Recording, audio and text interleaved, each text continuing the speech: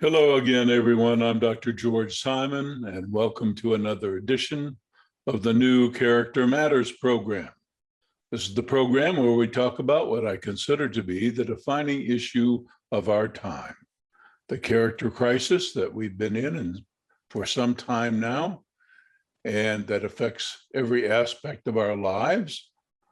And we've been talking about the importance of revering the truth. We've become all too accustomed in our day and time to all the many ways that we deceive each other and deceive ourselves. We've become accustomed in our political discourse to what the pundits call spin, which is just a form of lying, distorting important aspects of the truth, careful little omissions, not telling the whole truth, all designed to persuade and all designed to persuade in a devious way without being fully forthcoming. We've become all too used to this kind of thing. Reverence for the truth appears at an all-time low, and it affects our relationships. It also affects our own character development, because if we can't be honest with ourselves, we can't really grow in the ways that we need to grow. And today I want to continue the discussion about relationship deception, because this happens so often in our day and time. And I want to set a context for it first. There are two primary ways in which this happens. One way is intentional on the part of the manipulator, who has an agenda and does not want you to know what the agenda is, has a predatory intent, plans to exploit you. This is a Bernie Madoff type individual who has plans to do harm to you, but doesn't want you to know it. So they come across in a way that they think will be appealing enough to you and that will disarm you and then take advantage of you. But they establish the relationship with you using whatever tactics they need to. They establish the relationship for the primary purpose of victimizing you in some way. So these predatory individuals that I call in my books the predatory aggressors have a certain MO or modus operandi. But they are not the majority. Fortunately, such folks are relatively rare, even though we have more of them these days than we used to. And that's because, as I mentioned in all my books, especially my book, Character Disturbance, the most important thing that we need to realize is that character disturbance is the predominant phenomenon of our time. More people have problems in their lives and cause problems for others, not so much because of their fears and insecurities, and not so much because their over-conscientiousness is making them more than a little anxious. More people have problems in their lives and bring problems into the lives of others because of their deficient character. It's the phenomenon of our times. And it's a spectrum phenomenon. I made this point first in my book, Character Disturbance, and it is surprising to me how few individuals and how few professionals even still don't get this concept. It's so important.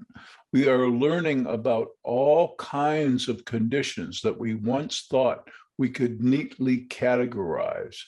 And we're learning that they're really spectrum phenomena. And that's the way it is with character disturbance. It varies as to type and degree. And all of our traditional pigeonholes and categories are proving increasingly inadequate, not only to describe the problems that we're seeing today, but to help us intervene with them. So that's the first thing we have to realize, is that we're dealing with the spectrum phenomenon. almost everyone is on the spectrum someplace. And it sometimes is quite challenging to discern the true character of someone and whether or not you're going to be relatively safe and healthy in a relationship with that person. And so I want to talk a little bit today about a particular kind of relationship deceiver on the spectrum of narcissism, not the malignant kind of narcissist, the predatory type, like a Bernie Madoff who sets out to do you harm and keeps everything undercover solely so they can have access to you and whatever it is that they want from you, but rather a more benign type of narcissist. I have written some articles. You can go to my blog at drgeorgesimon.com. That's drgeorgesimon.com, and read several of the articles. But I want to illustrate the point by talking about the kind of narcissist that I call the amorous narcissist. Actually, it's not my term. A very renowned researcher and theoretician in personality and character first proposed that there was a wider variety of narcissistic individuals than we once thought. And one of the subtypes is this amorous type. This is a really benign appearing type. The core of amorous narcissism is this. The amorous narcissist comes across as a lover. They're charming, they're amiable, they're very likable. They have a certain charisma often. They attract people readily. They're easy to talk to, easy to get along with. So they appear quite benign. Here's the deal, however, and this is why they're on the narcissism spectrum. What seems like love, what seems like their love for you, is really their subtle bid to get you to be enamored of them. Now, I'll repeat that. What appears like love for you is really their smooth but subtle attempt to get you to be enamored of them.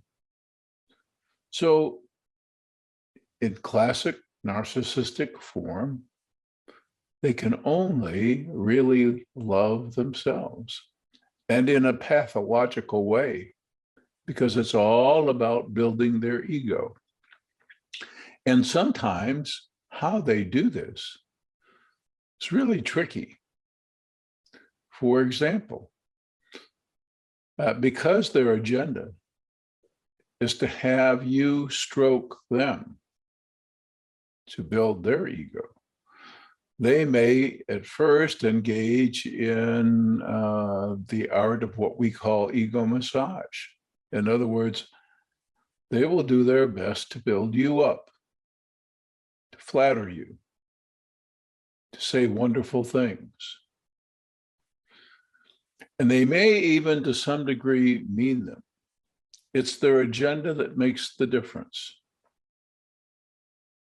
They're not really displaying regard for you. What they're hoping is that you're going to return the favor, which is what they're after.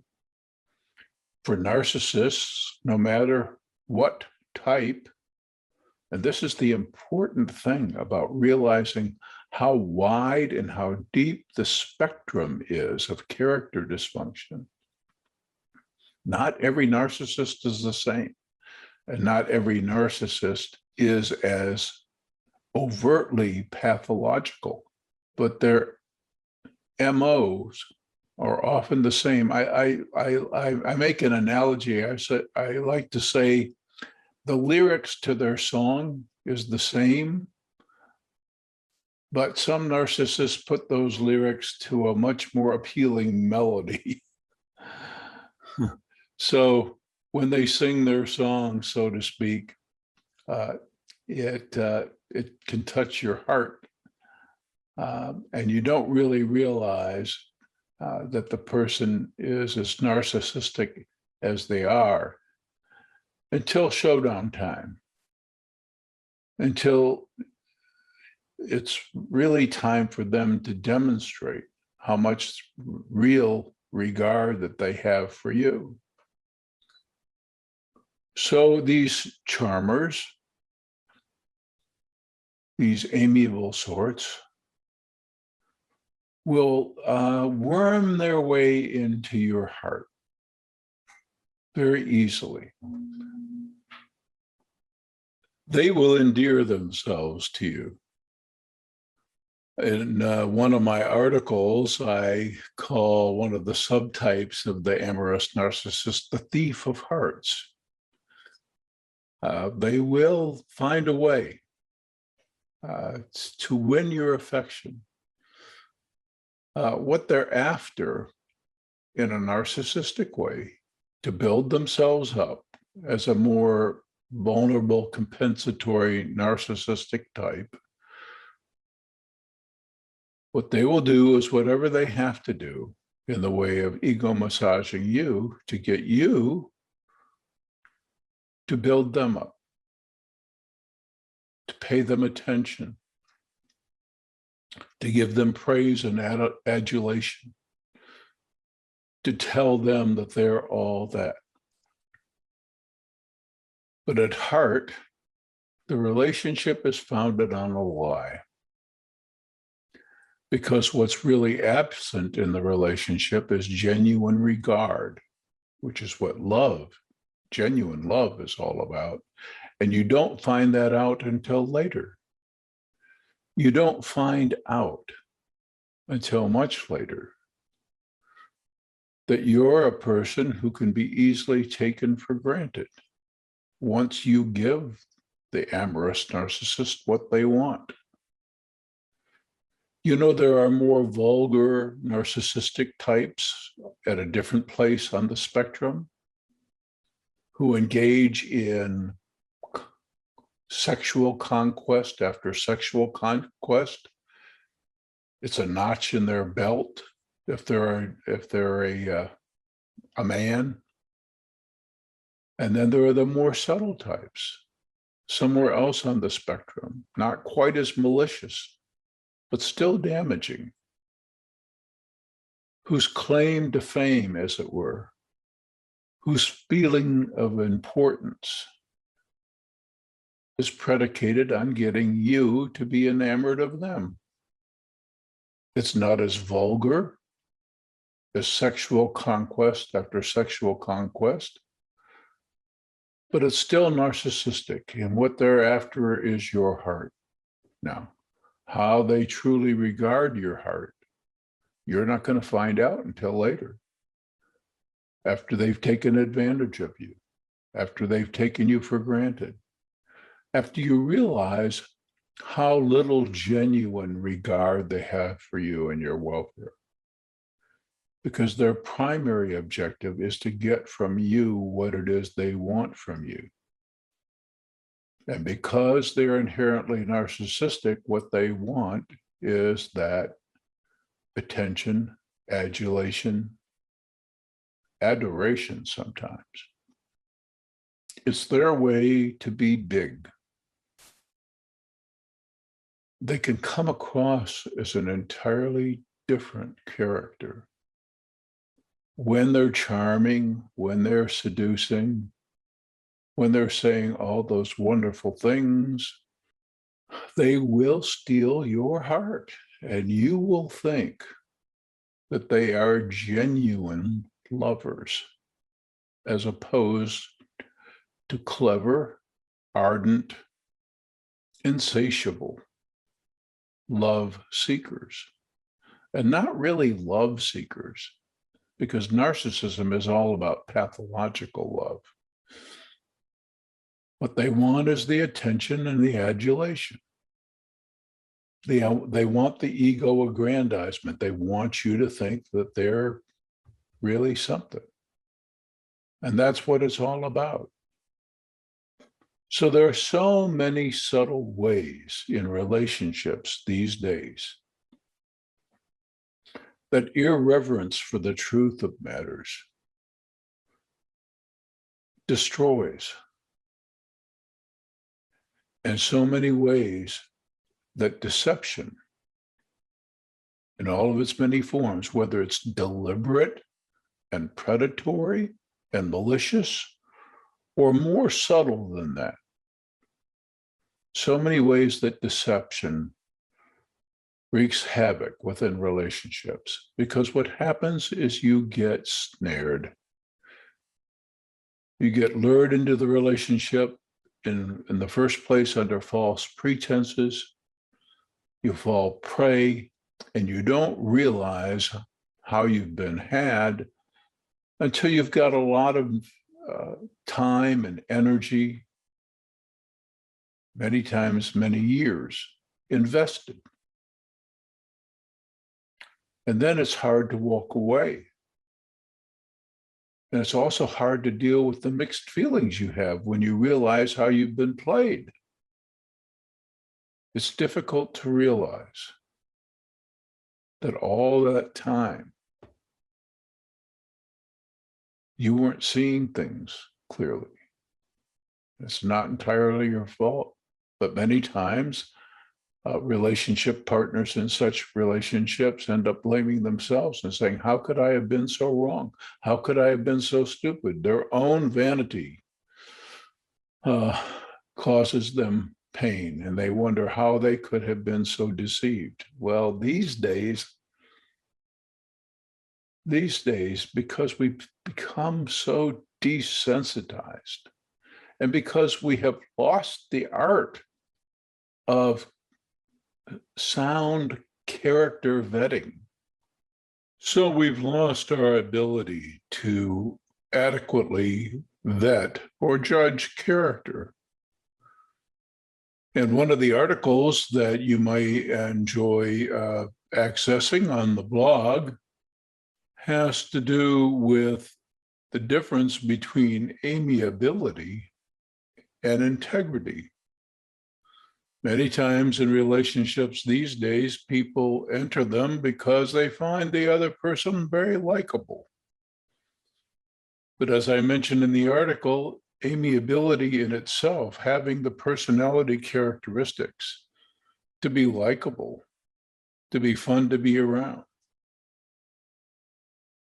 to relate easily, to have fun together, does not necessarily mean the person has the integrity of character to make a decent partner, a reliable partner.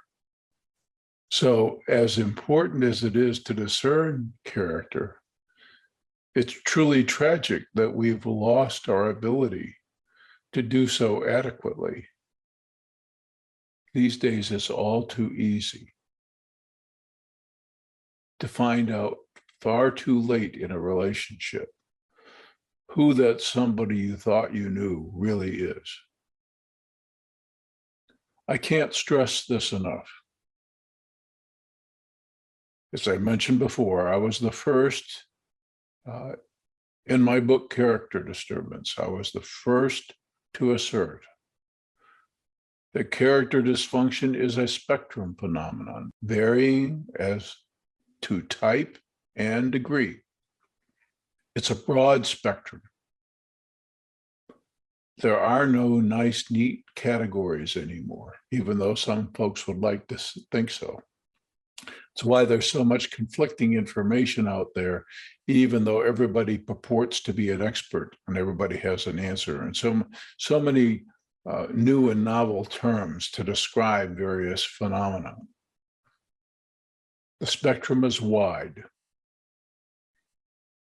but at the heart of it, at the heart of it is deficient character formation, is the failure to embrace the commandments that I've been talking about and that I have been expanding upon in my upcoming book, which I'll have a little bit more to say about in just a minute. The important principles that we have to learn and take to heart, take inside of us, internalize, make part of us, to be decent, truly loving folks and truly love-worthy folks. We simply must be more discriminating. I read an article just recently about a young couple taking a trip across the country, planning to start a life together, or planning to build a life together. At least that's the way it was on the surface. Whether they were formally engaged or not, I don't know. I've read conflicting things about it. And whether any kind of real commitment had been made, I can't tell either, because there's not enough information about it. And who would know these days in our days of incredible character dysfunction? The young lady was full of hope, all smiles, a vivacious personality.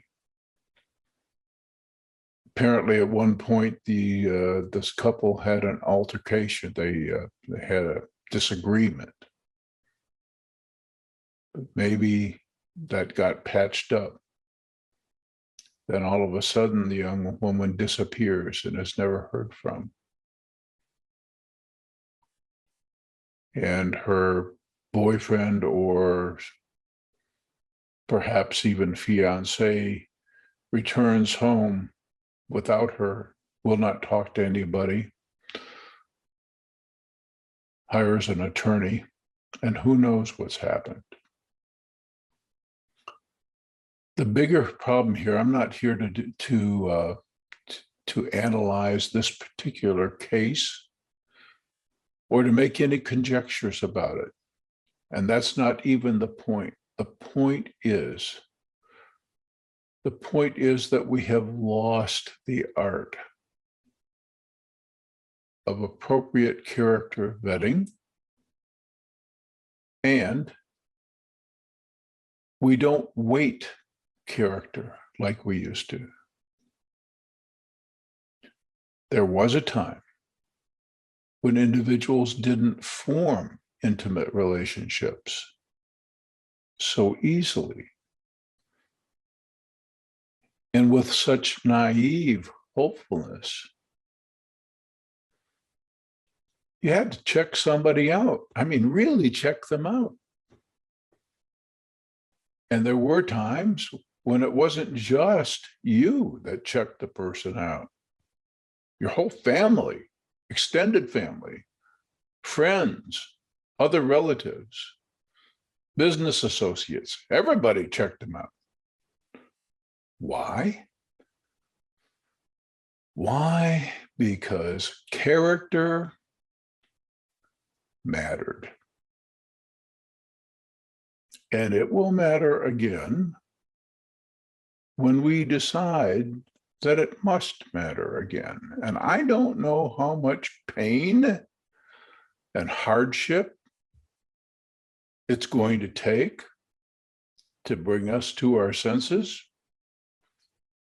that we're in a crisis of character, that so many of the problems that we experience all revolve around that the timeless principles that build character, like the principle we've been talking about in the last couple of episodes, reverence for the truth, that the embrace of those principles is at an all-time low. And even awareness of those principles is at an all-time low. In short, we've come to a point in our evolutionary history, at this particular point, where a lot of things seem to matter, except the things that really should matter. And that cannot continue. So I don't know how much pain, hardship, or dysfunction it's going to take, perhaps a lot more. It's likely to have to get a lot worse before it gets better. That's just the way we human beings are. We're kind of stubborn creatures. We learn slowly. We feed our appetites in an undisciplined way, especially in a character-disturbed age, in an age of entitlement, self-gratification. Now, I have an announcement about the upcoming live Character Matters program. It will be Thursday, October the 7th. Thursday, October the 7th, 2021. Be another live edition of this program where you can call in real time and ask questions and have a conversation.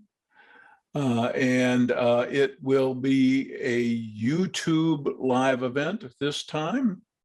We're going to be trying different formats. When we have our third live event, it will be a Zoom event that will be recorded and put up later. I'll have information about that sometime later. But this next event, October 7th, information will be posted on my blog and on YouTube itself. It will be a YouTube live event. That's Thursday, October the 7th, 2021, for a live edition of Character Matters. And you can also send questions and comments in advance, issues that you'd like addressed on the program or questions you want answered. Go to the blog at drgeorgesimon.com. That's drgeorgesimon.com.